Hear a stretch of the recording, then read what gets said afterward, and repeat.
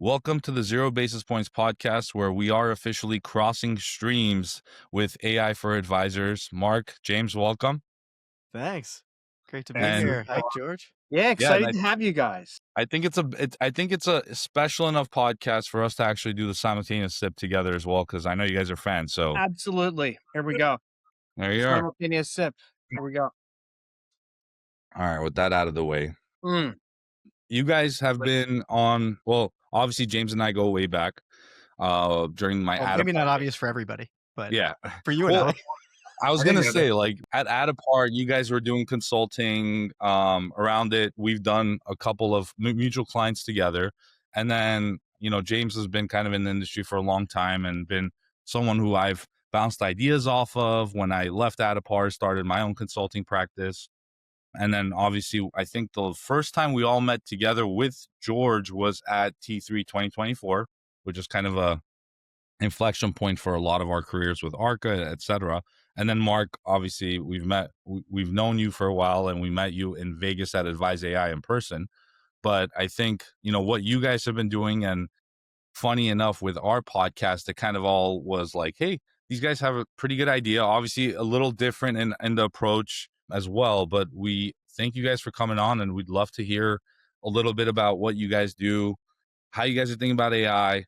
We'll just cover all the bases on this one. I don't know if we'll have a podcast after this, because we'll be drained of all our ideas. Well, Go ahead, Mark. I think, first of all, we should just acknowledge this is very dangerous. Crossing streams and Ghostbusters, I was going to say the same thing, Mark. I brought up Ghostbusters. This is very dangerous. You're right. Right. I mean, I don't know. I love it. I don't know if you know what you're doing, because we might unleash a lot of crazy shit on this podcast. That's what Danger really is my hope. middle name. Danger is my middle name. When I proposed this to Haik, that's exactly what the initial text message said. I Yeah. said, I think it's time we cross the streams. That's So awesome. usually what I do is I give George, George gives us a fitness update, but since you guys are all here too, we'll go through that. I don't give mine because I don't want George to feel bad. So Haik is like the strongest guy at the gym. Yeah. Like literally. And I use the word after literally. After this, I'm going to deadlift 420 pounds just for reps. So, I just throw Keep a it couple light. here and Yeah. there. Yeah, just a regular, workout day for back. So George, starting off with you, I mean, you got to give the folks an update, and then we'll get to Mark and James. Guys, I started out with like cardio, personal training from our co-founder, Pete DiLorenzo.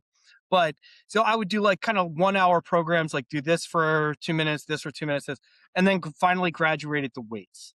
So what's important to me now is, and Haik, is I have to be able to put up 2 plates on both sides. So I've been getting my reps up to 165. I'm not quite there yet, but I've been doing it at least 5 days a week, I would say, for the last 3 weeks. Because if I don't put up 2 plates within the next month and a half, Haik will know that I'm lying about working out. Yeah, So, pretty much. So wait, George, do you that's use, where I am. Like Haik, I need to prove it to Haik, and then I got to put up the weight. It's like, George, that's do you use the any video. apps or anything to like track what you do? Since I'm a tech nerd, I'm going to ask that. I don't. I just we talk about a lot on this podcast about ways of navigating life and different things. And for Haik, it's very simple. Just add more weight. So And it's a Google sheet for me, guys. This Yeah. is my app. I have a Google sheet that I track, and that's it. There's no app required. Yeah. I track, like, I know what I'm doing. I know what I did yesterday, but I'm not tracking it like Haik. And, I'm more making sure that as a father of 3 kids, and I still have a 5-year-old, like, I've got to last for a long time and be, I don't want to throw out a hip, and then one of my kids, 10 years old. So I'm trying to get stronger. But I was telling Haik earlier today, like, I'll never be big like him. I want to be fit, more of a James Bond kind of fit. So that's what I'm going You're going to for. settle for James Bond kind of fit, George? Yeah. Okay. Yeah. That's my style. And, Yeah. I don't want to be breaking any tuxedos. But Yeah. I've been sticking to it, and, that's my update. So I'm Well, I putting think up I heard from a previous podcast you were a little concerned about herniating a disc with doing deadlifts, and I think I empathize with that as well. I totally hear you there. I don't like the whole deadlift thing. I don't like deadlifts. I don't, I tell Haik as like as like a dad and just kind of older brother maybe, but I the whole deadlift thing, even watching my kid do it, I'm like, dude, I don't think this is necessary. It doesn't look good, but apparently it works out everything. I find anytime I get heavy weights into my routine, and heavy for me, not heavy for Haik, I find I like drop weight and put on muscle way faster than doing any other alternatives with like doing more calisthenics or doing something different or watching my diet more or whatever. Like it just, for me, it seems that I can do other things and but it's the weights that always really helps me like get leaner. Yep. Yeah. 100%. Like there was a period of time where I used to run a half marathon. For me would be like fun, and I never really enjoyed it. I never did a full, but like I could go out and just run 8 to 13 miles, like no big deal, and I would do that multiple times a week. I was chubby as shit. Yeah. It's true. And I wasn't getting any leaner, burning all these calories every week. And then the second I introduced weights again, like phew. I think what we're at this weird point in fitness. Obviously, fitness is a big thing, right? Remember, abs were like the big thing, and then no one's talking about abs anymore now, and it's just kind of like functional. But we're at this point where I think people are realizing that muscle mass and doing weights and progressively overloading on weights is the healthiest route you want to take, because you do have people who run marathons who do have cardiac disease because they kind of think, I can run a marathon, I can eat all these oily foods and fatty foods, and it's not going to affect me. Then obviously it sticks to their arteries and it does all this stuff. Surprisingly, like to your point, I think people are just realizing that weights are the way. Cardio is great to have, but it's a supplement to the weight. The weight should be the central part of it all.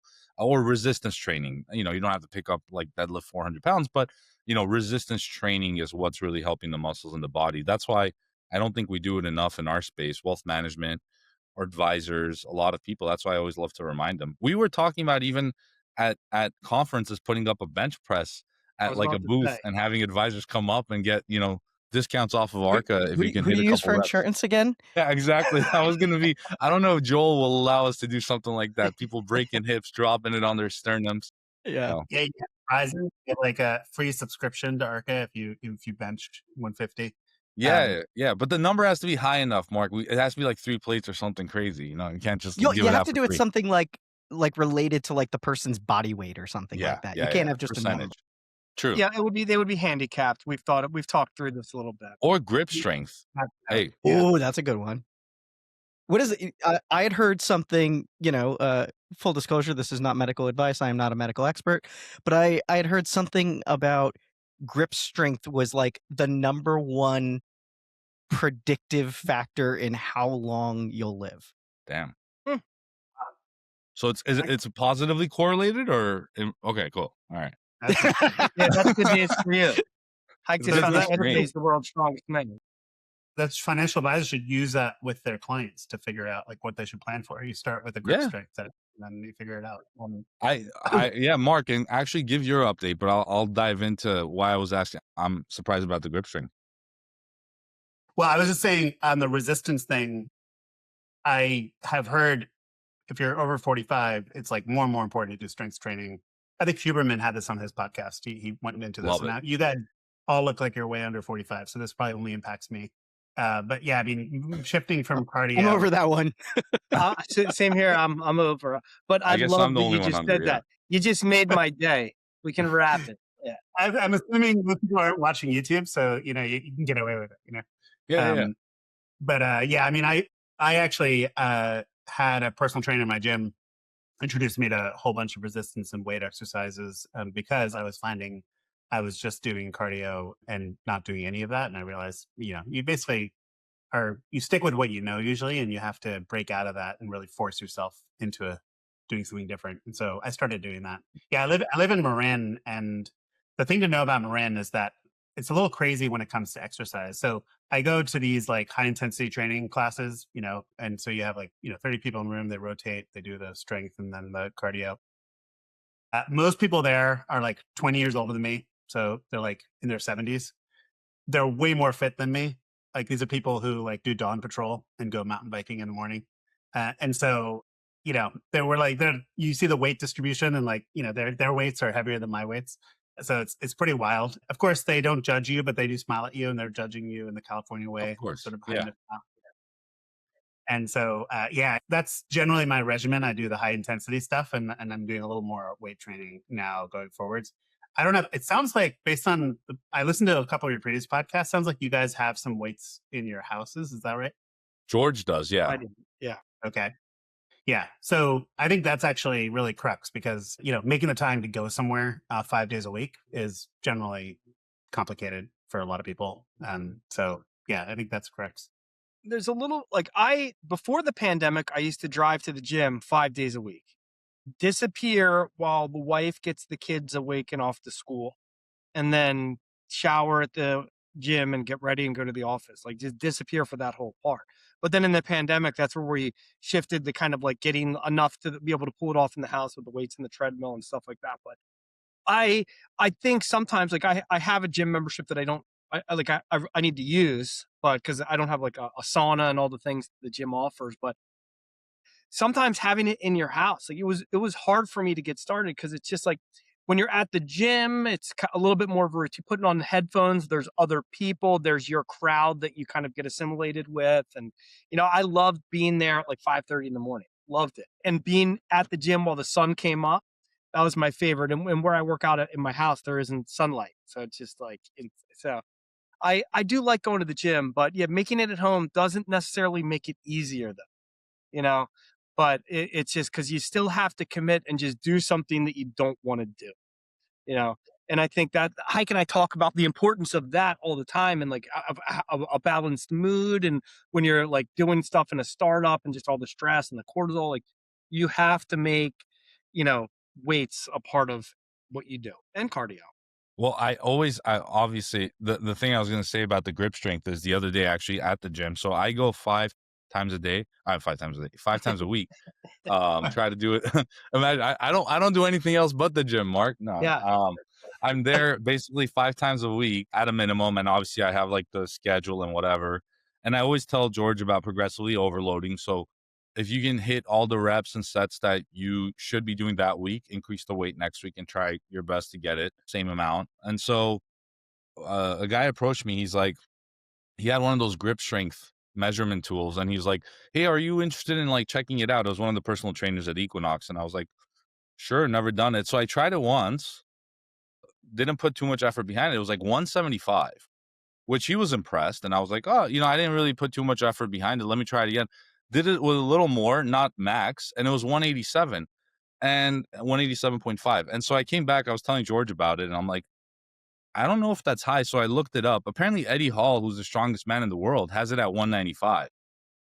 So I was like, you know what? I'll take it. So, and I can probably squeeze out a couple more pounds. Yeah. I like that. That's a little humble brag right there. I like that just one. a little, That's so solid. The longevity correlation. That'd be awesome. Yeah. James brought up that longevity correlation, which I never heard that with the grip. We'll have to look into that. So just having a better grip is, what did you say, James? Is it? It was the number one, like the number one predictor of longevity. Got it. Yeah. So I can live a while. That's my takeaway. Yeah. Yeah. So Arco will be around for 200 years at least. That's why I think one of the current fads is hanging, like doing dead hangs. Yeah. Right. And so like I do that. So I'm like George, I'm lucky enough that I have a home gym. It was a source of friction when we bought this house. We had a good space for it in our other house, even though it was smaller. We didn't have as good of a space for it in this house. We had to actually take up a bedroom. And so that was a fun conversation where my wife was like, build it in the garage, not in one of the bedrooms. And I was like, we're in Arizona. I'm not building anything in the garage. No way. Like we'll have to fully, turn that into like an insulated room. Yeah. And so we're doing it in the house, and we ended up doing it in the house. So I'm glad we have it. But yeah, I mean, George, to your point, like you still have to commit. Like it being right there is great sometimes because the barrier's low to get in, but it's also easier to get out. Like when you're at the gym and you drive there, like you're going to finish your workout. You're committed. Like, that's that. I'm here and like the wife comes home with the kid and like things happen or the dogs start barking or whatever it is, like somebody rings the doorbell. There are just a host of different things that can kind of like disrupt it. Yeah, there's a lot of people that can interrupt at home as well. So yeah. The gym, everybody leaves you alone, ideally. That's the thing. At the gym, everybody's there for the same thing. At my house, I'm the only one working out at that moment in time. Yeah, exactly. So everybody wants me to do something different. And then it's just over. Yeah, I'm Yeah, constantly yeah. talking to people. I'm constantly interrupting people, ask them to watch any movie. Yeah. Awesome. Well, wait, what is this podcast again? Is this a health podcast? Yes. It's the No, Huberman. we got to get back to AI, bro. I'm cool. I mean, I'm cool with it. It's the new Huberman. No, but Me too. yeah, but I'm glad. Look, you guys have been. I actually was trying to look back at who started it first, right? You guys had AI for advisors. I think we almost did it around the same time, right? You you guys guys started first. Early for sure. 25, right? Yeah. Yeah, we actually have you. We created a Google Doc to figure out if this was a good idea, and you were on the list as like a reference to check into. That's So awesome. you guys, you're definitely ahead of us. We were, James and I talked about. Sounds like a similar process you guys went through at conferences. We would talk about it, trying to figure out the time commitment. George, I loved your concept. I think you were gracious enough, George, to like give me some advice early on because we had a one-on-one, right? And you actually talked on the podcast. You talked to me privately about like, using ChatGPT to help like organize your schedule to make sure you could commit time to this. Right. And yeah, that was super useful. And then I think ultimately we did some test runs and we really liked them. And we just decided just to do it. And I guess I also really resonated with something you guys said in a previous podcast. I listened to yours, obviously, which is like, you just got to do it and just see what happens and then adjust as you went. And we definitely took that approach on board. Do we have guests? Do we not have guests? Do we have one guest? Do we have multiple guests? Do we edit? Does someone else edit? That's awesome. Definitely underestimated all of those things. Yeah, so all that, we had to figure all that out.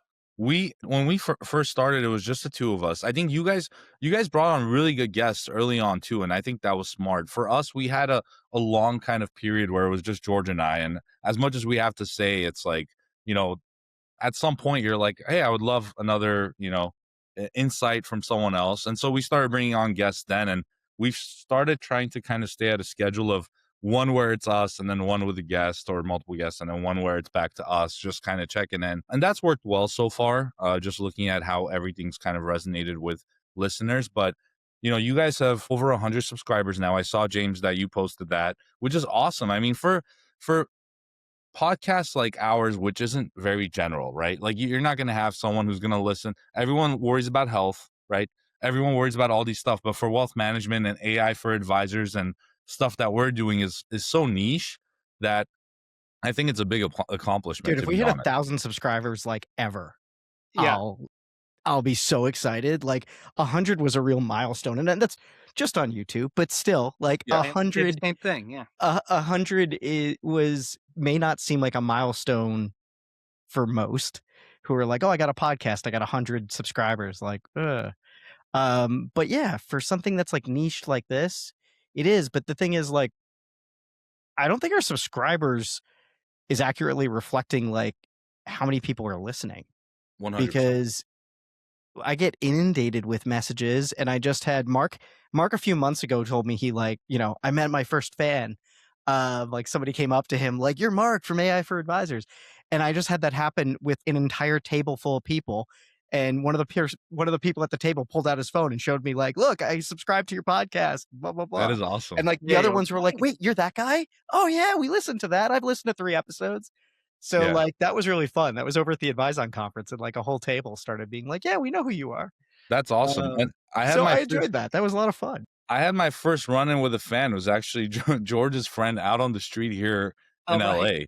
Yeah, I'm walking down and I see someone keeps looking, and then he reverses the car. I was like, this guy's just looking for a parking spot or something. But he was like, don't you know George Guidotti? Aren't you Haik from from 0 Basis Points? And I was like, yeah. And it turned out to be George's friend who lives out here, who knew we were kind of doing this stuff. You mentioned this on an episode, right? I feel yeah. like That was Andrusani, his friend. Yeah. Right. It was just hilarious how it happened. But and I haven't said it out. I haven't said it yet, but like I'm actually a big fan. I've listened to almost every episode. I can't say every episode, but almost every episode. I appreciate the shout out on the CRM one. Oh yeah. And like one of the things when Mark and I were setting up, I was like, I want to do this style. I enjoy styles like what 0 Basis Points does. I was like, I like the way Haik and George just kind of talk. It's far more casual. Like I want to make sure we do that. And so I feel like we still kind of like, sometimes it's too much of like, maybe one of our guests is kind of doing like a mini commercial and that's not really our intent, but Sure. like it's what we try and do. And so like I think that's an area where we continually try and work to be a lot more fluid and like we literally tell every guest before they come on the show, and everyone who's been on the show has heard this from one of us, like treat this like we're at the bar after a conference having drinks. That's the We're best. just having a conversation. We happen to be recording it. Like that's it. Definitely not treating it like a panel at a conference, right? I think that's super boring. Yeah. I think like the other way to think about it is like not the infomercial on late night TV, more like the dodgy show you watch after the infomercial on late night TV. That's right. Yeah. The interesting one. Mark, I don't know what late night is. I go to bed at like 8, 9 o'clock. I have no idea what happens after the sun goes down. There's no late night TV anymore. This is like from back in the 90s. Yeah, I have a 20-month-old man. Like, the kid you're goes in to the sleep, I go to trenches. sleep. That's the trench. Like, that's it. No, I was gonna say though, because I completely agree. I think stylistically, that's what we like, and that's what comes naturally. And obviously, just throwing it out there that we are going to be on AI for Advisors, Yes. as well as ARCA. So that's going to be awesome. We're looking forward to that to come on. So we'll do a little bit of that too, and we'll see how that part goes. But for us, when we started this, we were like, yeah, we're just talking, and George has so much that he covers too on conversations when we start talking about a client or whatever, and then we're like, we go off on a tangent, and we're like, we should have just been recording this No, we should have hit the because there record was so button, much get we just hours. talked about in AI for advisors, in everything else that we were covering. So a lot of times it's just having to press the record button. But I would love to hear from you guys. Like, one of the biggest drivers for us when we started this was because we had so much similar thought, and then so much, I would say, bullshit calling out in the conference space and everything else that was going on. And so George and I were like, we should just start and just have kind of like a no spin zone. But for you guys, kind of what was the real straw that broke the camel's back that you're like, let's just do this? I mean, obviously there's a need, but what else was it that you guys felt? So I'll go first. The first thing is I really enjoyed talking to James.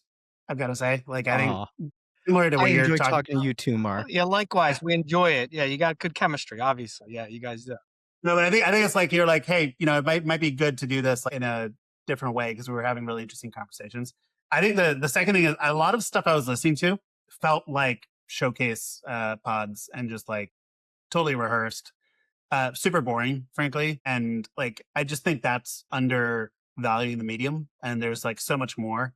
I also found, for me personally, and probably for others, I happen to spend a lot of my time in the car, and you just have a lot of time where you want to start cranking and thinking about this stuff, and you want to hear people talk about it.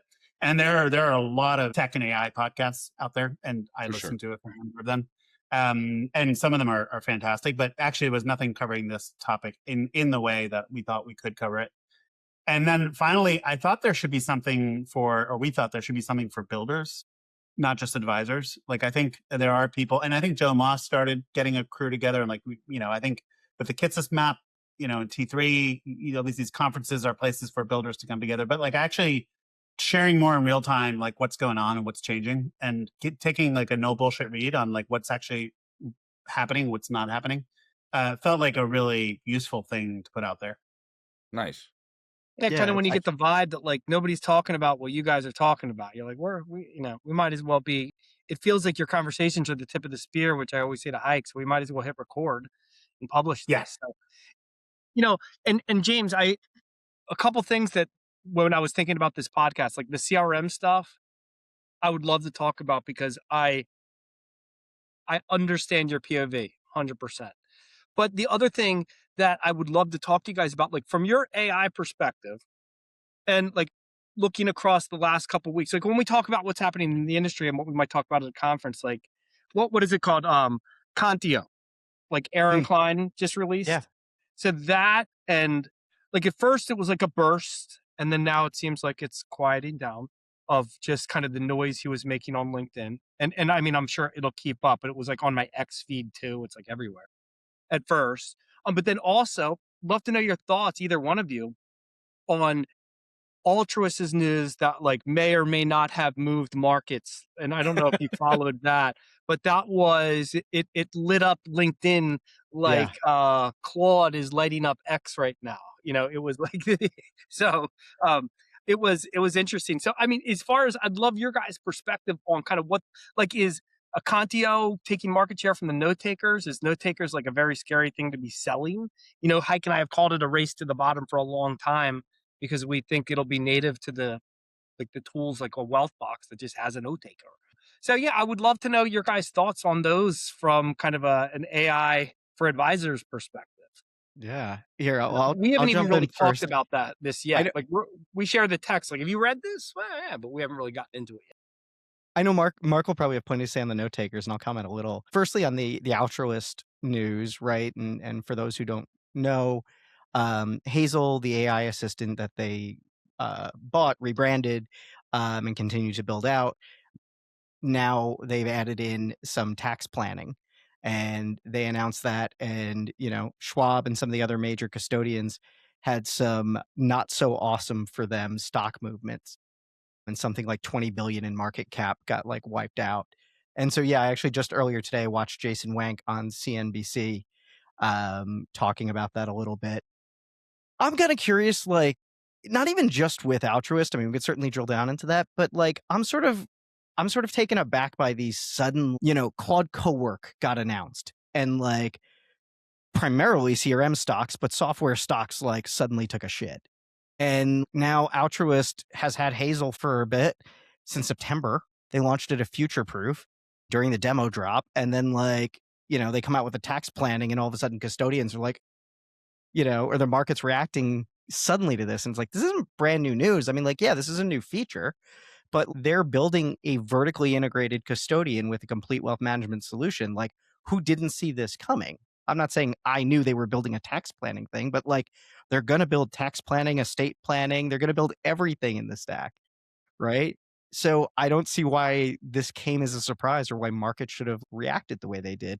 And to me, speaking of CRMs, like, I own HubSpot stock, and like that thing dips, I'm in. I don't think they're going anywhere overnight. You hear me talk about CRMs, and I think they need to evolve in a really big way, but I don't think these companies are going out of business tomorrow. So it's a longer term thing. Yeah. You know where I agree with you though, James? Like, as an AI user myself, and when we think about CRMs, is where I think about your point of view a lot, and we've never even talked about it. But from a CRM perspective, if I'm an advisor sitting in my seat, I want to navigate to an entity and I want to start talking about it. Or maybe I don't even want to have to navigate to an entity. I just want to log in and start talking about a specific client. In which case, I'm just in an advanced chat tool that's returning, what I want in the form of return prompts or output or whatever. So I get that. The one thing where I play devil's advocate is I still think the advisor needs the ability to search and navigate to that entity, even if they got a picture of a web and map of a household. I still want to navigate to specific entities just because that's how advisors tinker. They I don't tinker in a disagree. CRM. So that was kind of advisors tinkering in the CRM is never how I thought of it, but they like to do that, right? But do you really think people are going to have to log in to new things all the time? I just feel like more of this is just going to be appearing in the background and appearing in the background in your email or in whatever other tool you use. And everyone's going to have their like 3 to 5 favorite tools that they always use. But I think we are going to move from like 40 tabs open to 3 to 5 tabs open. Sure. And I think we're seeing tremendous utilization just with email drafts, right? So we do email autopilots at Knapsack, and we do automated follow-up drafts. And obviously the note taker, also, you don't have to go to a property. It just appears and happens, in the background. Of course you could if you want to do things, but for the vast majority of people, they just use it on a meeting. It saves to the CRM. They're done. They may never log in. And so I actually think that's going to change a little bit, but it reminds me a little bit to your original question of the Bill Gates quote, less changes in a year than people expect, more changes in 10 years than people expect. And I do think that we're living in a bubble, but in a different way than most people talk about a bubble. We're living in a bubble in that a lot of us are using these tools in and day out and understand them. And we're learning about Hazel. We know that Hazel's launching tax planning. We understand it's going to change. We understand the CRM landscape is going to change. And then you have the whole bunch of people outside of that bubble who I think like in crypto land, they call them normies. So you have the normies who are like basically not thinking about this stuff at all. And then all of a sudden an announcement comes out like Hazel tax stuff. And all of a sudden these investors, who I would consider the normies, are like, holy shit, I didn't realize this would actually impact LPL and Schwab. And so it just comes all of a sudden, whereas it's been building for a long, long time and just people haven't thought about it. And I would say that's actually generally what's going on. I think people are dramatically underutilizing these tools. Yeah. And I think that's actually what we've seen over the last month with some of the developments here with Claudebot, et cetera, that everyone's seen that once you actually sort of change the UI a little bit and allow people to use this like 100 times a day, it dramatically changes. And, here within, I mean, one of the things with the dynamics between me and James is I'm more on the AI side. I'm here steeped in Silicon Valley. James is more on the advisor side. And here on the Silicon Valley advisor side, people are fanatic about Claudebot. They are talking about like a possible fast takeoff happening now because people are using Claudebot to use Claude Code to write software dynamically on a regular basis. Obviously, that narrative may have seeped into the public markets with the SaaS tools going down. But like, I do think that there's this weird thing where people generally have not quite appreciated the long-term impact that this is going to have because they might not have actually used the tools as much as they should be using them. I agree. I'm keeping quiet because I have a pretty hot take about it, but I'll drop it here. So one, the AI note taker part of it, I think, to cover that base, George and I have talked so much about it. I do really feel that it is a race to the bottom with table stakes features that are going to exist. And a lot of, I think even John Rourke put this out there from Wealthbox that like he had that vampire that was like sucking the blood from the CRM, right? Of the AI note taker. You have to land that stuff somewhere and they're going to figure it out very quickly that they need to, right? And who are they going to latch onto? Because the CRM can easily come back and say, why am I going to give you access if I'm just going to be able to get Firefly or whatever and build it out myself? Which we've seen happening. Wealthbox is doing their own. And then it's going to create this competition, which I'm all for. It's just going to be like, hey, you're on this system. You're just going to Mark's point, behind the scenes, this is the note taker that's running.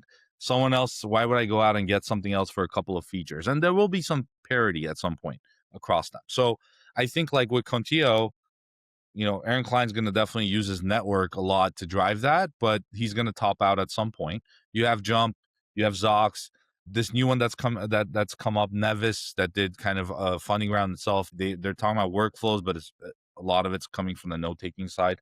So I think it's going to be really interesting. I'm all for the competition. I think there's going to be that rundown until some winners are chosen. On the Hazel AI news, Jason Wank, love the guy. I like Altruist. I like what they're doing. One thing that's very suspicious to me, and one thing I want people to be cognizant about, how much was tax planning a part of Schwab's like revenue bottom line? I don't think that a lot of the custodians that are running, they're going to have features that they offer. And there's going to be markets that people come into. And I think AI is going to lower the barriers to entry for that, right? However, the custodian's still going to make their fees if you're working with a certain custodian. And I think a lot of the stuff that are going to pop out over time are going to be exciting and people are going to use it, but I don't think they're going to be dropping the real intrinsic value of like a custodian bottom line long term. Yeah. So yeah, I mean that's where my take is. I think it's exciting. People get excited with Claudebot and stuff that came out, and I don't have to tell you guys, you're on social media, but on X, you might have seen like the dating sites that they're building, and agents are dating now, and agents are running their own businesses, right? Like if anyone picked up and actually tried it, you'll realize very quickly that you run into like a wall 1, 2, 3, steps in, and it's not really that easy. And they themselves have to create the kind of idea that this is where it is and people get excited about it. Why do I need to hire a person? I'll just give it to Claude. Let me buy an Apple Mini, etc., and just run a business off of it. But I'm picking mine up tomorrow. Yeah, exactly. Right. So, and I think that's where a lot of the hot takes come in, where people are getting excited, but the real rationale behind it, I think, is still, behind. And I had one guy on LinkedIn who posted like, hey, my kid like built this whole thing and vibe coded this. Advisors are going to do this. Let's be a little more careful about how we say it. And I was at FSI conference last week where you had this hot minute take where different, companies were talking about what they've built. And one of the people had a stance that like with vibe coding coming out, SaaS isn't going to be like where it is. People are just they're not going to buy as much because they'll just build it. And one of the questions I wanted to ask was like, how many of your applications that you're standing here and pitching that I can vibe code today? And the answer would be a lot of them would say, oh, no, that's more complicated, et cetera. So why is that suddenly not true when you're looking at other competitors, right? So you got to just be cognizant who's delivering the news. And I think Jason did a really good job at opportunistically marketing Altruist. Great job. It was just a good timing. Good release. It was perfect, actually. It was it's perfect. That was Yeah. the perfect marketing tactic. It was all the noise on X. Like if you guys spend a lot of time on X, which I assume you do, but it seems like if you don't know Claude, you should sell your house and just buy a tent and just give up, like today. And then if you go over to LinkedIn, like it's not even happening on Bloomberg. So you go to Bloomberg. So finally, a little bit of this enthusiasm leaks into Bloomberg through like an altruist funnel that a PR person just nailed it. Like dream story, man. James, to your point, like how could you be surprised? Well, you and me are looking at this. Like I built my old tool WellSnap out of like panic a year ago that I'm like, oh my God, you build your own tools. Like I gotta do it like real fast, like get something up and running, like before I'm like displaced. Yeah. So yeah, like we get that enthusiasm because we spend that time on X, but yeah, the rest of like a lot of people, Mark, you say normies. I'm like, how do most people not know about this? And I just think a lot of people avoid X. Maybe I don't know. I don't know why. Maybe their algorithm is different than mine. I don't know. Yeah. So I was going to say, I don't spend much time on X, so I feel like I miss some of the things that go viral. I'm on LinkedIn, and then other than that, I'm really not on any sort of social. Going back to your point of like, are advisors going to vibe their own stuff? I don't know how it may look 3 or 4 years from now or 2 years from now, but this year, no. Definitely No, not. like if you think you're going to vibe code your own stuff, maybe a small handful, but in no meaningful numbers is any advisor going to suddenly displace their software. And I'm not saying it's not possible. I'm just saying it's not going to happen. As someone I'm not a developer by trade. I'm somebody who's kind of like learned how. I'm a vibe coder, and I've built a bunch of apps, and there is definitely a skill set to it. It takes a lot of time.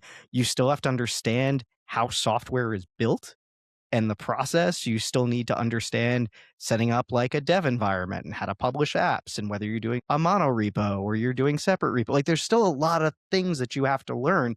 It's not just type a prompt into Lovable and I have an app I can sell or use. And the other thing is security. Like if you're an advisor, security is really important. And I think a lot of people are like, oh, this thing is SOC 2 type 2, so I can use it. No, that's not what means you can use it. And like, oh, just plug Zapier into it or make.com or whatever. Like, no. Now you just have public webhooks that can be intercepted and a bunch of other things. Like there are things you need to do to secure your application. And you can't just vibe code something, especially something with PII, and think it's okay. Like there's a lot that has to be done. And so, sure, if you're educated and you're at that level, then great. But an advisor running their own book, running their own business, trying to vibe code apps on the side, like you're spending a lot of time where you shouldn't. Just go buy whatever app it is you need. Yeah. Right. Pay the $40 a month, the $200 a month. Like just go do that. Yeah, I think when I was at Adapar, one of the things that I realized was so much of the technology was behind for the advisors in the wealth management space compared to retail tech, right? And one of the things that I always said was that AI is going to give us the ability to catapult and catch up to some extent with the tech that's out there, even in our niche kind of market. But because I was dealing with a client, an advisor who would say, hey, my end client wants this type of portal experience. And I was on Adapar and I was like, I can't really do that. I can give you an extra table here, whatever, but that's it. But they were like, oh, they have all these dynamic cool stuff. And I'm like, it's just not there with all the data it's crunching and everything. Like we're not there yet. Obviously you had like specific portal builders like InvestCloud and everyone else that came out, offering nicer options. And people as end clients are going to use things outside and then come to the advisor and expect it from them or some level of that, right? ChatGPT was the first one. Hey, I ask questions, it gives me stuff. I want to come into some portal and ask questions about my portfolio. Give it to me. And it's like, I don't really have something that's client facing today, at least in our space. So a lot of AI is going to help us catch up with the wealth management space. And I think that's happening today. But to go above and beyond the expectations is kind of, I think a lot of people are setting themselves up for disappointment. If you think like it's going to be like robo advisory, right? That we're out. Everyone's like, oh, advisors are no longer going to do their job. I'm just going to put in a model and I'm done. How'd that end up, right? So I think there's going to be a little truth to that with the AI, but I'm still obviously building an AI with Arca and everything else we're doing. We're really gung-ho about it. I think it's just, you want it to be a surgical tool. You don't want it to be a shotgun of, hey, I just blasted across this whole thing and we'll see what works out. I think the usability is going to be a really big piece of this. Like, to your point, James, I guess I slightly disagree with your read on like all this stuff is pretty far out. I agree advisors should probably be careful before vibe coding because of the regulatory context and PII. And also, they probably have other ways to spend their time. But I think in terms of like, the people, maybe the support team, the operations team underneath the advisors who are like sourcing software, or even some other people, even builders in the space. I mean, I think at this point, Knapsack released an application that allows people to use OpenClaw without having to get a Mac Mini, without having to learn how to use a command line interface, without having to set up a dev environment, all the stuff that you're talking about. And it also makes it safe. So it basically guards against a lot of the security issues that people came up with Claude./OpenClaw. But it does allow all those agentic workflows, right? It's an open source desktop application. To be clear, it includes a note taker and includes some email functionality. And I used it to actually code up a website, and I just told it to go to Claude Code and start coding. And it uses the command line interface in the background, but I'm not interfacing with it at all. So it's actually interacting, and it actually just did it in one shot. It one-shotted it, right? It figured out the dev environment. It figured out what data sources. I did a snow report website for every ski resort in the US. It figured out what API to use, found a free API, coded it up, and put up the website. And so it's like another level of usability beyond Lovable, for example. And I think actually, I think ChatGPT showed that if you make something usable, a lot more people will use it. Sure. And I do think that something will happen in the next year, I think, where these agents will become a lot more usable. And I think people will be taken by surprise that they can actually have them do a lot of work in the background. And actually, I think it'll be way beyond efficiency. I think there's this cognitive trap we all fall into. And I think this has come up with Kitsis on our podcast. The trap is like, hey, how efficient can you really make someone in their work? And there's only so much efficiency you can drive. And it may be like 7 to 10% change. Whereas I think what's more interesting is what more work can I do to go way beyond what I did before? Can I actually triple my productivity because I'm doing way more, and it could be serving more clients, but it could also be more business lines, could be all sorts of other things. But I think that's going to dramatically change over the next year. And for the rank and file advisor, I think it'll be a sleeper. I think it's going to be just like what happened with Hazel. Stuff's going to come out. Maybe Arco will release a bunch of agents and people will be blown away. Yeah. Agree and disagree. I agree that there'll be some sort of catalyst and it will probably move faster than we're thinking. But also our space moves really slow, and kind of to what we were saying before, George, you and I were saying how it comes as no surprise what Altruist and Hazel did, but it'll be a surprise to everybody else. I think it's going to be the same sort of thing. I think there'll be sort of like a, whoa, this does more than I thought moment many times over. But advisors, it's not even advisors. It's really just I don't want to, it's not just advisors. People don't move that fast. And they definitely don't move that fast in a regulated industry. They don't just suddenly swap in new tech. And right now, a lot of firms aren't even willing to use AI, period. And if they are, it's like, well, maybe we're using Microsoft Copilot, or maybe we're using Gemini, maybe. And again, it's still in limited circumstances. And most employees are probably not listening to their HR departments and their compliance teams, and they're putting stuff in. I definitely hear that all the time where people show me well, I just pasted this in. Of course. And I was like, that's a tax document with a whole bunch of stuff. You should not have pasted in, but okay. But James, you're right. If you think about advisors, we all go to we go to the tech conferences, T3, AI for Advise AI.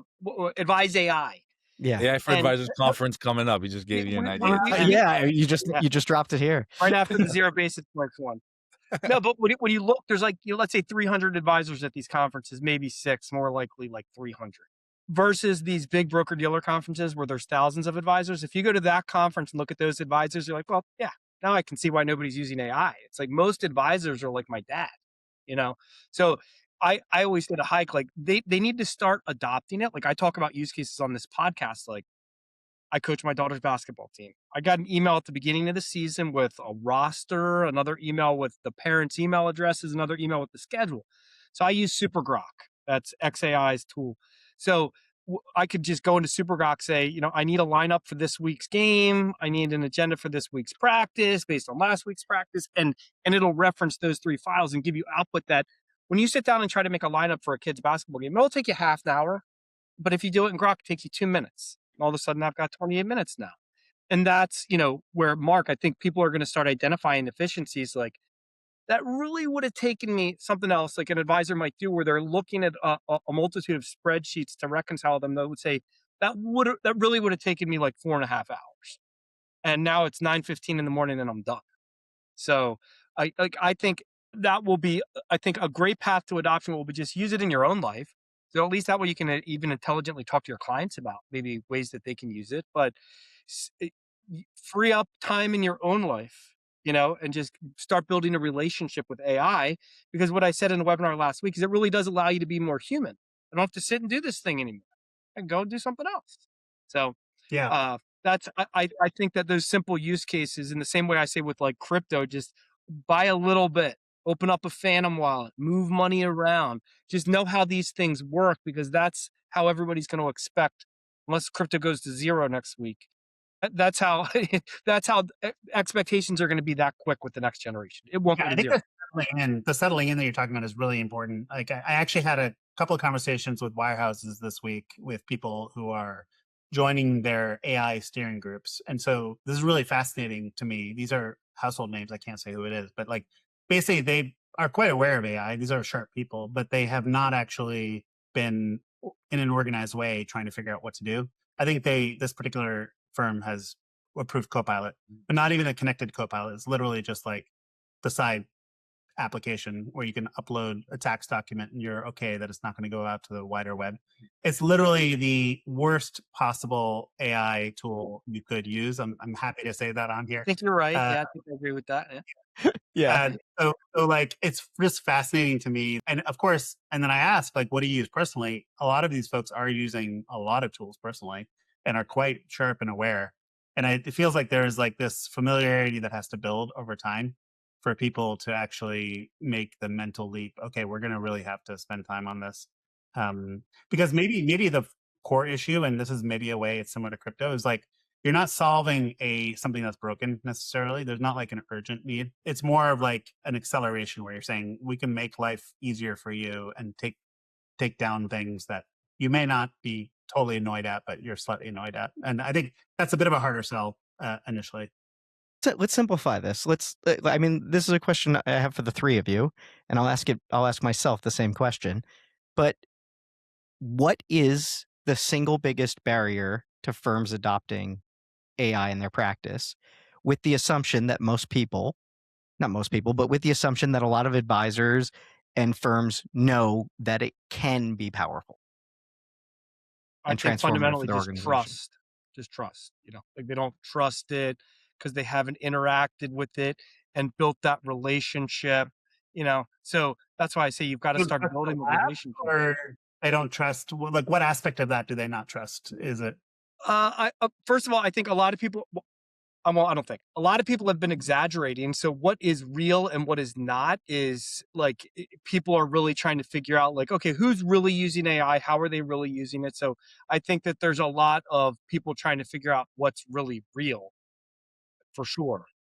Yeah, we talk about that all the time. And I think aside from trust too, I think the biggest barrier, James, is compliance. I've always talked about this where advisors, especially in larger organizations, you're either scared of the compliance internally that's going to have to deal with it to go, or you're scared of the compliance that's going to come from the outside SEC audit that's going to say, hey, you did all this stuff, like, where is it? And it's like, can't really back it up, right? So I think compliance, aside from trust, it's compliance.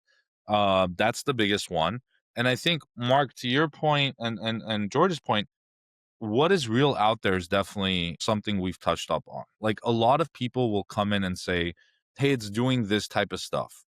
And we'll go and look at it and be like, how can they be doing that with this institution? Because we were the first ones who asked them for this, and you need this to be able to do it. And those guys said, no one else is doing this. So, like, we know a lot of what's out there is vaporware. But not in a bad sense, right? You want people to believe, to kind of start working with it, etc. When we went out to T3 2024, I had a screen up. James, you would remember this, and George, you heard our pitch multiple times, where you can ask our chat functionality to, like, say, hey, give me the allocation of this client's portfolio, and it'll give you a pie chart, and then you can drill in which securities make up for it, etc. Do you know what a lot of advisors did when they came by? They didn't understand it, because ChatGPT was just recently released. They hadn't gone into it. Maybe their kids had, if that. And they just were like, what do you mean I ask a question? Where is it pulling the data? Where is it getting this? How do I know it's right? That was the first thing they'd ask. Well, it's right because it's pulling it from this source system that, you're already using. You log in and see this pie chart. I can generate it with a few questions that you're asking this. So one of the things that they just missed, a lot of people, was just the familiarity with that process. And that's where I think the trust wasn't quite there. Fast forward to now, again, the chat functionality is table stakes for anyone in this space. I need to ask a question and get what I want out of it. That's it. So I think compliance is the bigger piece aside from trust. But yeah, I'm curious to hear what you guys think. Eileen, compliance was my answer. I just didn't want to go. I didn't want to go first. I mean, I Didn't think, want to call like, him out first. yeah. I mean, it's compliance by their very nature. The individuals in those roles, as well as the department and the mandate they're given as a whole, is to be risk averse. Like, their whole job is to protect the organization, and being on the bleeding edge of technology and figuring out how to do something different than what everybody else is doing, or before everybody else is doing it, is not really core DNA for most compliance departments. And so I think there's going to be a handful of firms that are just frankly built differently from a culture standpoint, or are small enough that, the owner is the compliance officer and they're willing to take the risk, try something or take a risk that maybe they should or should not take. And that's how this is going to start making its way in, and people are going to start playing catch up. But I think if I had an advisory and compliance was preventing me from more effectively using AI in my organization, I'd go talk to them and see, how can I assuage your concerns? How can we figure out how to very compliantly start to bring this into the organization? Because there's lots of, amplification of quality, quantity, customer satisfaction that could be gained, employee satisfaction that could be gained from using these. I think the critical challenge with this space is that the advisors often outsource their IT and their compliance to other firms or people. And that's what makes the financial advisor space very different from other firms. And so, I've started 5 companies, and so I've done a lot of B2B sort of on the ground, trying to get people to adopt new tools. And generally, the core question is, are you talking to the decision maker? And the fact of the matter is, for a lot of the, a lot of these sales cycles, it's a multiplayer game, and it's really complicated to get started with that. Now, there are independent RAs. There's like a small group of 300,000 RAs out there. Of those is maybe like 60,000 are really like full-time. Of those, maybe like 15,000 are independent. And of those, maybe you have like 1,000 that are like forward-leaning, ready to like try tools. So you very quickly winnow it down. And so your adoption pool ends up being, much smaller. And so then at that point, are those people ready to jump and adopt or not? So part of it's just timing. And then I think there's like, is there an easy way for them to get the, those outsourced compliance people and IT people on board? The converse question for me is like, how did note takers skip the trend that was sort of dominating over the last 5-10 years, which is like that everything has a slow takeoff in terms of new entrants? And I would say, jump I think did something very smart in unblocking LPL right away. So I think they understood that they're basically, you have to solve that compliance blocker, that brand problem, way before you solve the technology problem. In fact, the technology is secondary to the brand problem, the trust problem. And I think that is actually sort of, it's been critical. And I think it's always, how many other people are going to be able to play that same game? I don't know. But I think that's been really critical. That's a great point, Mark. And I'll one thing I want to touch up on that you said, and then James, I'll let you go. But the part about trust and the compliance, I think you're absolutely right. But one thing that even if you were to take like James's case, if you're a solo advisor, you're running it, etc., you're gonna run into it at some point in the path, right? So like let's say right now you're dealing with a big custodian and you want to do some automation.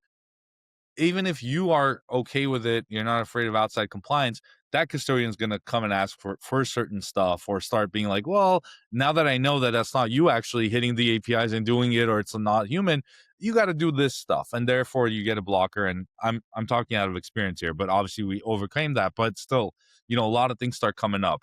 The other thing though, I would say around the AI note taker, something special that they did is it depends. I think a lot of the stickiness in this industry and the willingness to try depends on what you're touching as an AI solution. If I'm going to just be sitting in a meeting and record some stuff and my client Ben's talking about his dog and it's kept somewhere or whatever, it's like, hey, you know what? I could turn that off or I could pull it out in the next meeting and it's up to me. But imagine you go into the Arca case where Ben just said, I want a new account. Arca is going to generate that, create that account, go to the custodian, bring all this stuff and take all the data from the CRM. Suddenly it's touching so many places where the advisor themselves says, wait, like, is our compliance okay with this? Because it just went and created an account of Pershing, brought back a draft account, etc. Or it did it at Fidelity and Schwab.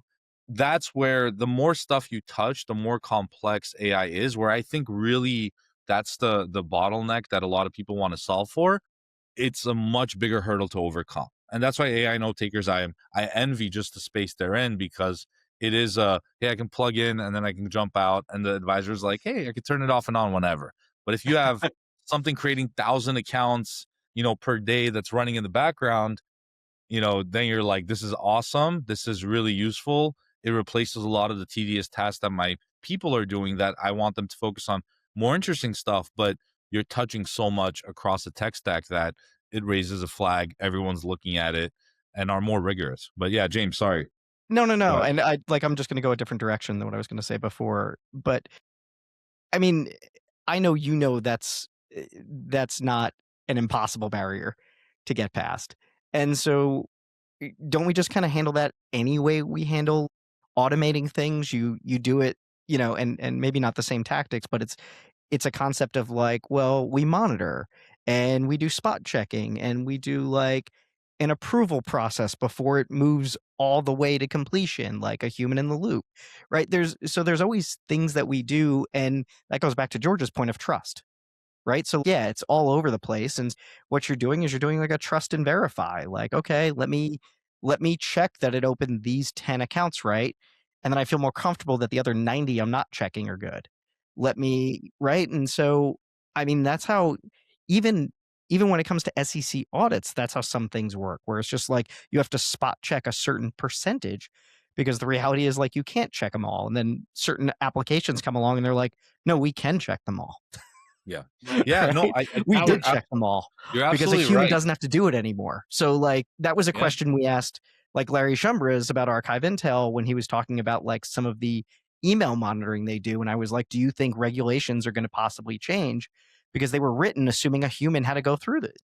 Yeah. And now like a human doesn't have to read through a volume of email that a human could never possibly read. So the expectation should be different. If I can now read 100% of the emails, why am I spot checking? I think one of the things that I've gone back to a lot of folks on the compliance side or legal side that we've talked to, and I've said, like, you don't have to treat this differently than what you did to approve this other system, right? The evaluation is going to look the same. There's going to be obviously outputs and things like that, but the deliverables of like, can it do this? Can we check this, etc. And then we went a step further for, we had the webinar with Cambridge where we covered a lot of the cases that we talked about with them, creating the accounts, going full straight throughput all the way to funding accounts. And they treat these agents that are working more rigorously than they would a coworker that they just hired to train, like a junior Yeah. associate. So it's the same way. It's like, hey, There's an give them the expectation time. of perfection, and the human doesn't Exactly. have that. Yeah, and so they look at it and they're like, well, we expect a human to be at this level. Obviously, they, we talk them to that same spot, but they'll be so careful about like, well, they should have known this, etc.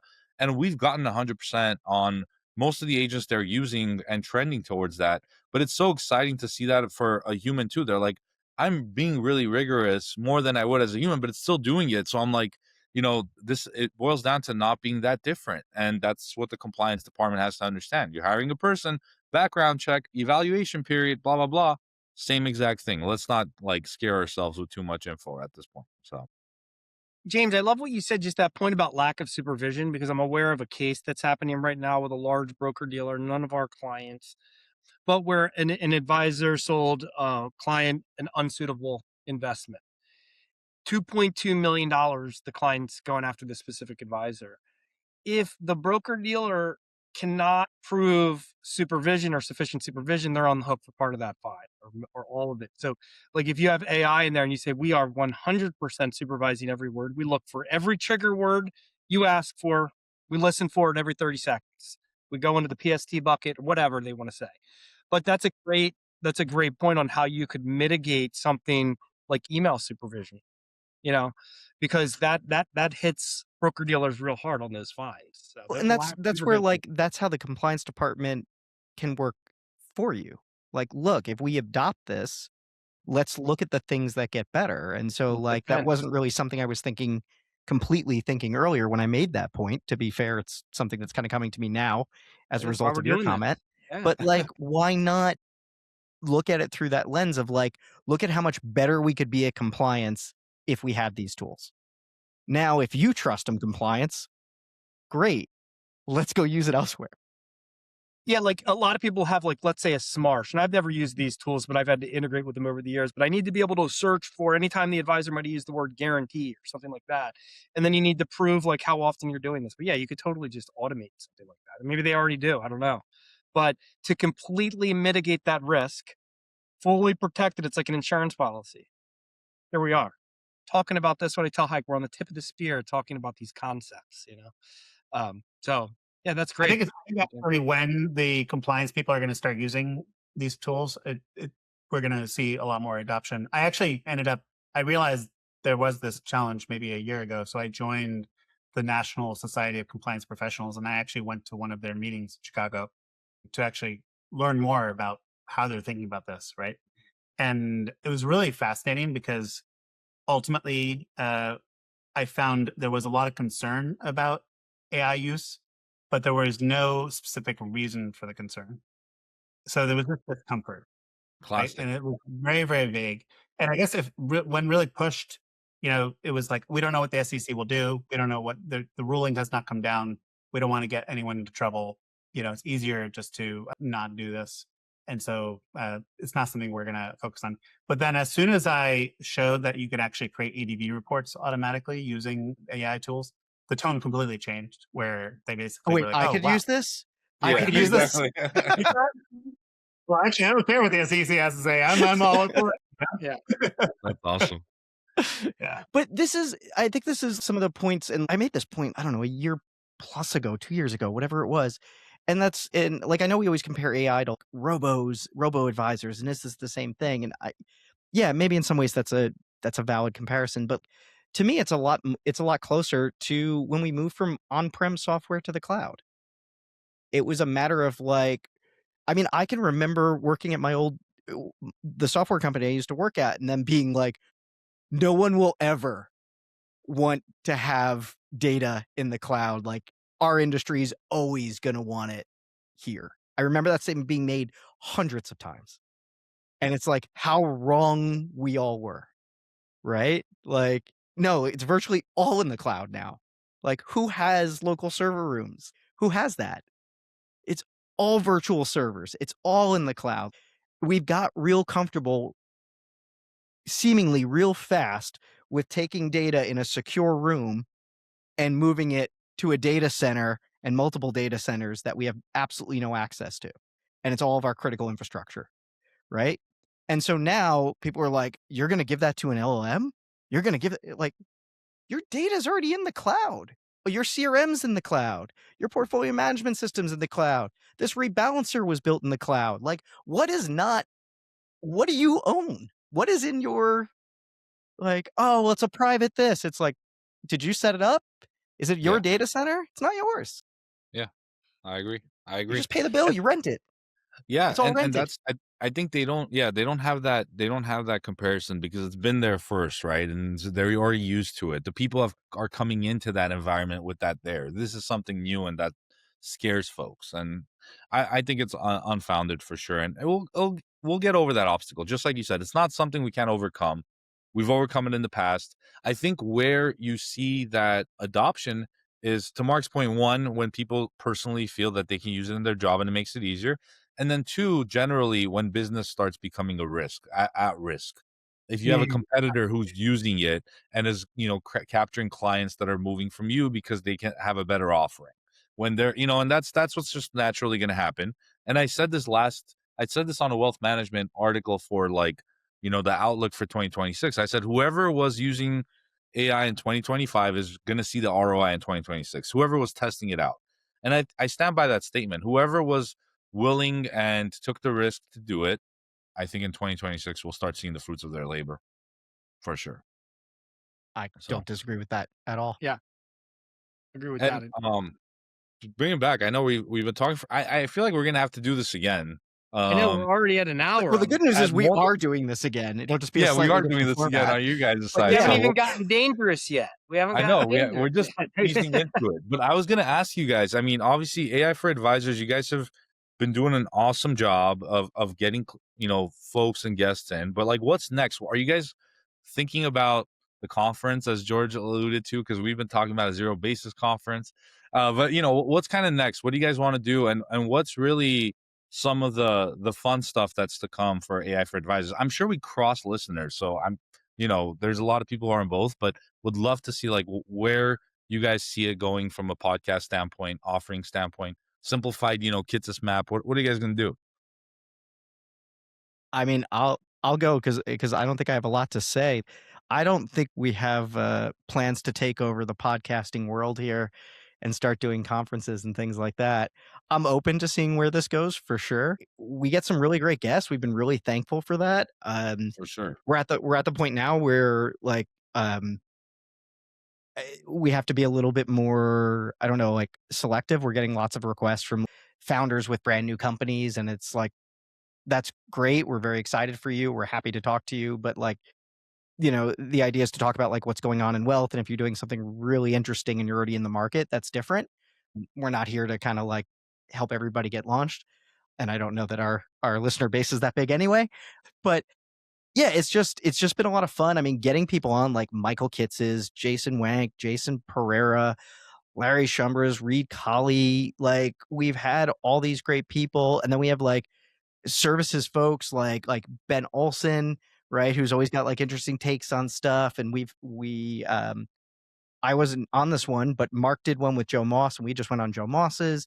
So you get we get some really interesting folks. And I kind of, my take is that maybe we'll probably expand a little bit outside of wealth tech founders. We've already kind of started to. Awesome. But I don't know, Mark, we're talking in real time about what we're going to do. So go for it. First of all, haven't discussed with the James yet, but we're going to go daily, 3 hours a day, a bit more like TBPR style. Yeah. I'm happy to do that, Mark. We are now looking for sponsors and big sponsors. There you go. We're going to do a complete money grab. So we're going to do ad reads for the first 30 seconds of the show, and every 30 seconds we're going to publish a map, an AI for Advisors map. There's only going to be one company on it for tech, and that's Knapsack, and one for services, that's wealthtech Select. And you got to buy your way up on the map. So if you pay us enough money and take up dinner, you get on the map. There's no quality bar whatsoever. If you just want an idea and a logo, we'll put you on the map. I think it's going to work out really well. I think other people are really going to love it. I think there's, for us, we always joke about sponsors or like, but one thing we have talked about generally. Well, I'm excited. Today's sponsor was Aquafina. We have DraftKings knocking on the door. I thought today's sponsor was caffeine. It's caffeine. It's Nespresso, Breville, whatever you're using. So no, we were talking about this.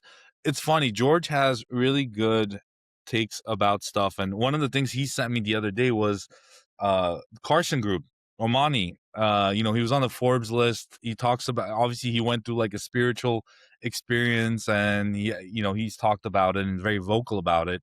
In wealth management, we're so like, tight that a lot of people don't go out and talk about those types of stuff. But George and I do, and we're like, what do we mention? Like, what do we talk about beyond? Because there's so much about, what we come across, people we come across, observing things that happen, quantum physics, funny enough, talked about with one prospect the other day. He pulled out a book and he was like, I'm reading this.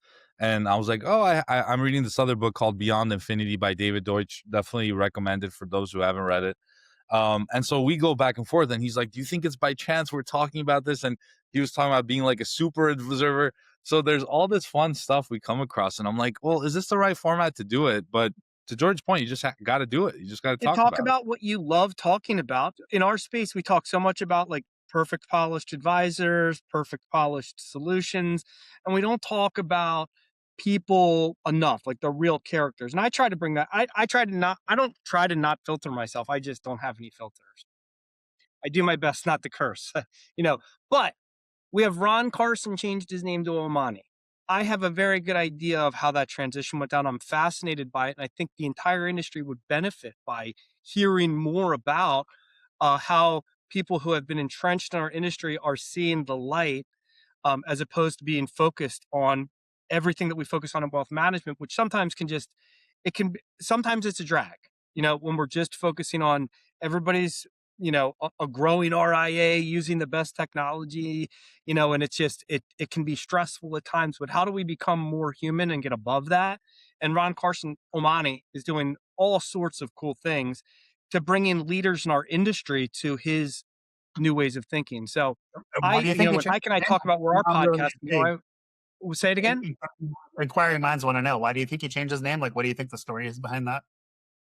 Psychedelics. Interesting. All right. Yeah. I think he mentioned it in that Forbes article. Without a doubt, it's on the cover of Forbes. But I said the Haik, I think a year ago. I wanted to get Ron on, and I think Ron listens to this podcast, but would love to have you on to talk about that, because I think that there are things that you could share with this industry that people aren't willing to talk about, because we're a very corporate guarded space. But I would love to get people to drop that guard a little bit. I have to live with the discomfort of dropping my guard and just living unfiltered. So I want to invite people on our podcast to do that. I would like to see our podcast move in that direction a little bit. Yeah, I like that. So instead of the what do we call this? When you do your simultaneous sip. Simultaneous. Now that was inspired by Scott Adams. So we've talked about Scott Adams was the creator of Dilbert, read an incredible book, Reframe Your Brain. But he did a similar thing on his daily calls. He's since passed. But the simultaneous sip we got from him. So we'll have to do another simultaneous sip for sure. Should we evolve to do like some sort of ayahuasca, like shared? George didn't want to be the one to say it, but next up, that's what's going to happen live. Yeah. It will be maybe we record that one and then we decide if we publish it or not. Yeah. You have to publish it. We don't even Haik and I just hand this thing off and then it goes. When we first started doing it, I'm like, can I review it just to make sure I'm comfortable? And it's like, nope. Things just getting edited and posted. It's out of my hands. I think I kind of had that feeling initially as well. And I would say I probably watched in full the first 2 or 3 podcasts we did. And then I decided I never wanted to watch one again. It's been happening to me recently, but I like our podcast. But, I understand that as well. Yeah. Yeah. We have a really good team around it. So it's not that I think it's good or bad. It's just a matter of like, I was there. I got it. And however it comes together, and I'm good with that. I've only had one edit. I had one edit we had to do, James. One time I was a little rough on they weren't even a competitor. It was just a startup in our space that announce something, and I was a little rough on it. So we had to kind of calling him out on bullshit. So we had to edit that. But other than that, everything we say, we pretty much I feel like I want to go back and watch and see if I can figure out which one it is, and I'm sure I can. It didn't pass legal review. They did it really well. They did it really well cut, where it was like one portion of it, it was like 2 sentences, and I was like, this is total bullshit, not happening, like don't believe it. And then I mean, it's funny because I think a lot of people didn't read. I don't know if you'll even figure it out if I say it now, but a lot of people didn't read the announcement. When you went in there, it was like, oh, this isn't really there, but it will be built out. And I'm like, how do you get that number with that type of promise? But anyway, that's Well, what do you think? You teased this in the beginning, so this might be a good thing to close out on. What do you think is the biggest bullshit out there right now that people should be like seeing through, whether it comes to tech or AI, whatever you prefer? So that's a really good one. I mean, George is in the weeds with a lot of what we do. He probably has his own take, but I think in our space specifically, the biggest bullshit that's out there is the end-to-end pitch that people are coming out and saying like, hey, we'll just create this coworker that we'll release and it's just going to work, and there's all this stuff behind it that will just run itself. I think that ease, and I've never let in with that ease with any client that we have, and some of the bigger clients we have are really hands-on experiences of like what we're trying to do.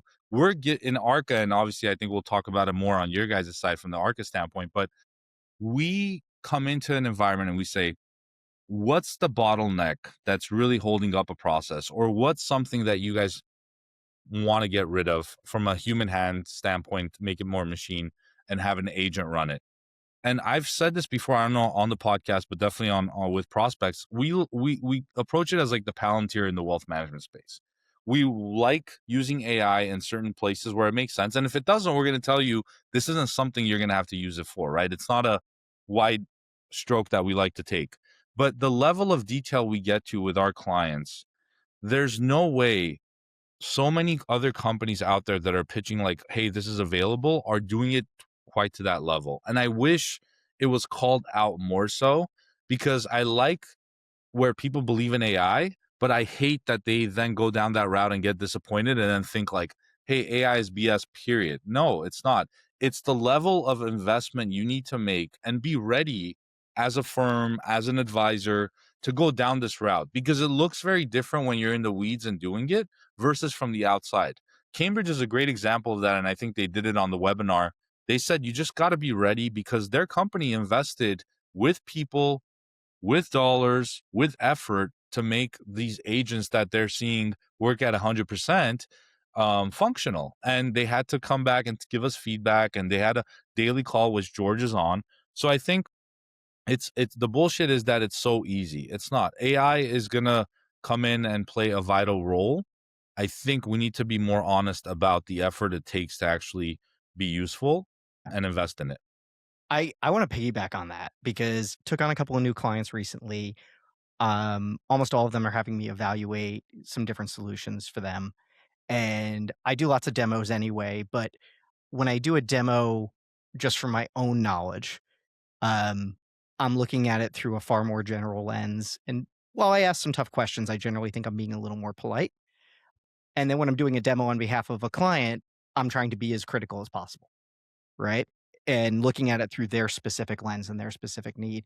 And anyway, where I'm going with this to tie into what you said, Haik, is I think the biggest BS, and I've heard this from really reputable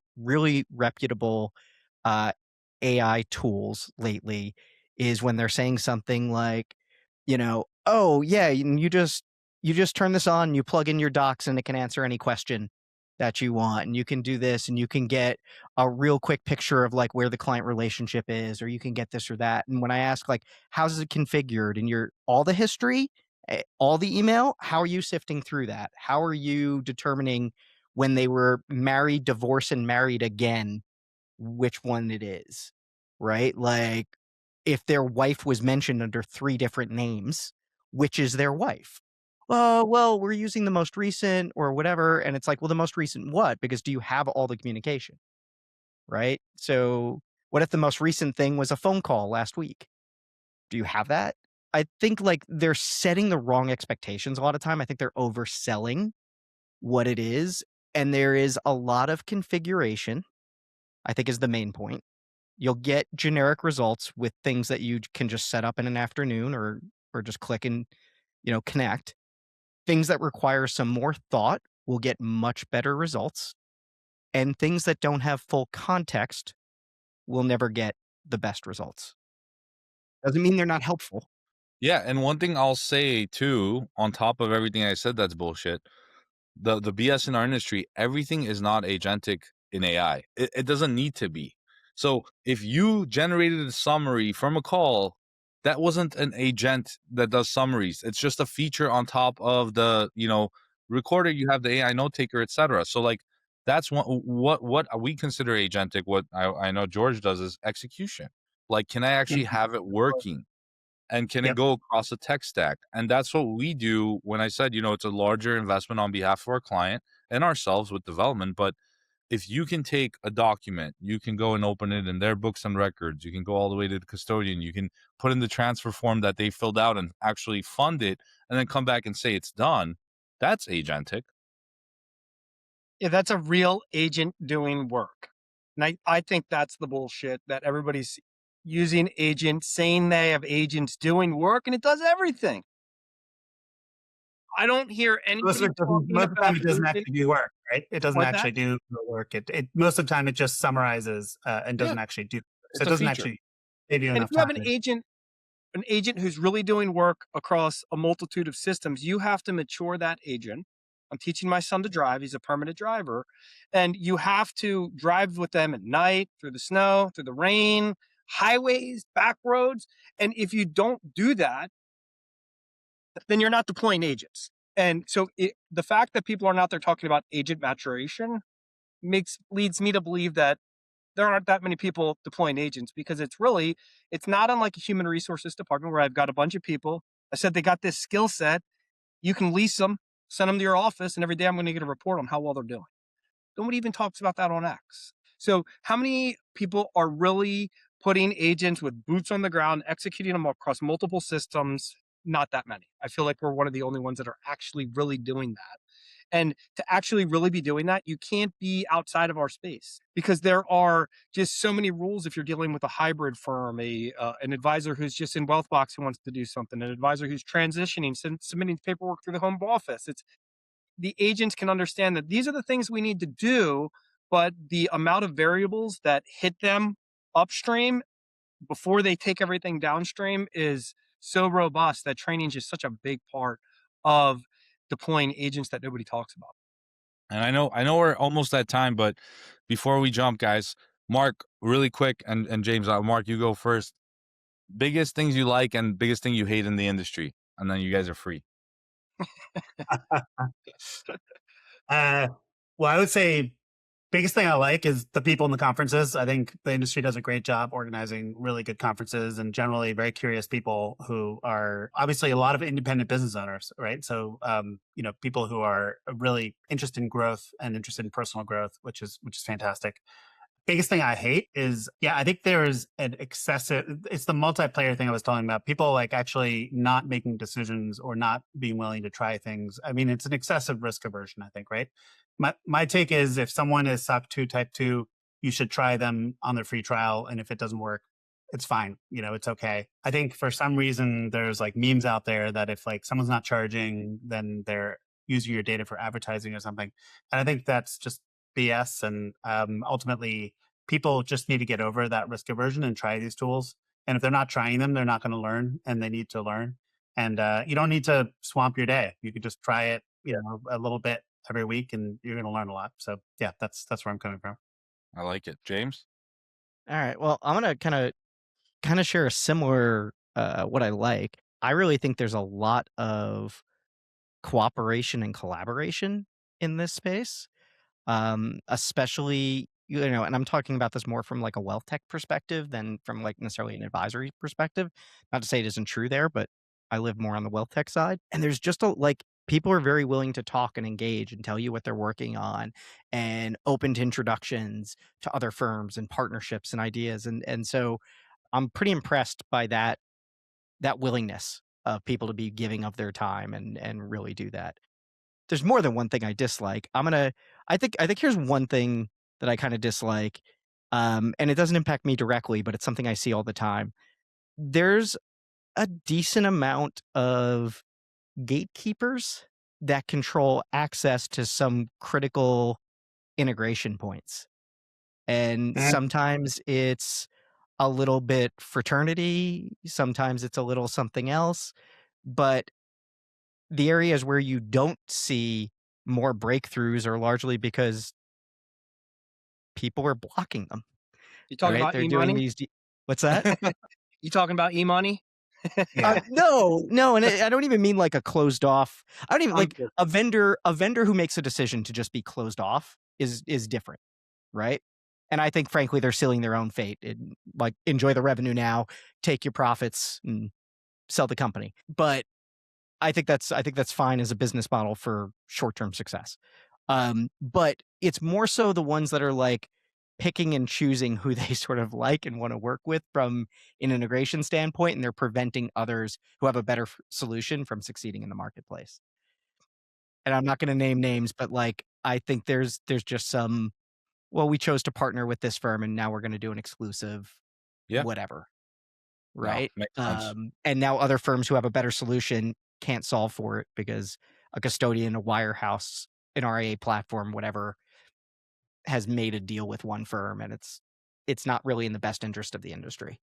I agree. No, that's awesome. Thank you for the takes, guys. I really appreciate it. Didn't mean to put you on the spot, but we like to for the guests that come on.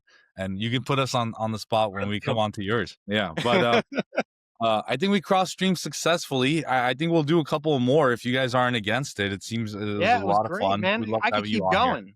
I can keep going. But I know we I know gotta we're let short you on go. time. Can I want to drop like a teaser, and I didn't Do clear it. this with Mark, but like I want to drill in on our episode. One of the questions or kind of hot take sections that I want to drill into is I want to revisit, will AI replace advisors? And Let's do I have it. a more nuanced ask around that question. But that's what I want to revisit. Awesome. That Well, would be awesome. for everyone listening, you'll see that on the AI for Advisors soon come out. So if you follow up with this one, you want answers to the teaser, you'll see it on theirs as well. So thank you guys so much for joining us. It was really a pleasure. And I can't wait for the next one we have you on. And the next one will be on yours. So we'll talk This to you all was soon. fantastic. George Haik, thanks for having us on, man. And thank you guys for coming. Really appreciate it.